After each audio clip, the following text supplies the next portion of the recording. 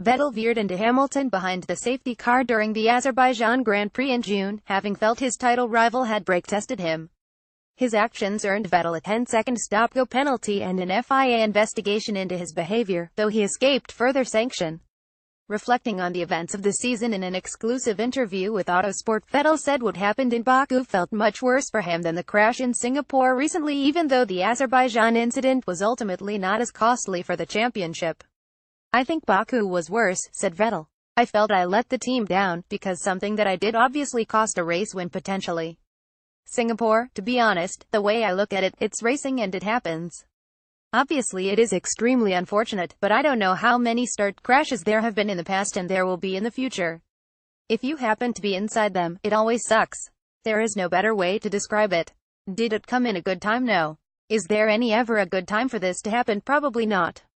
So it doesn't matter. It happened. We cannot control it. We need to focus on what we have in our hands and try to focus on things we can control." Ferrari emerging as Mercedes' main title challenger after a 2016 campaign that fell short of expectations was one of the surprises of this year. Vettel put this down to changes made during last season. Asked what was different about Ferrari this year, he replied, "Not so much. The people, they are more or less the same. 2016 was a tough year, but a very important year, because a lot of things we shifted internally for the better. So it should make us stronger.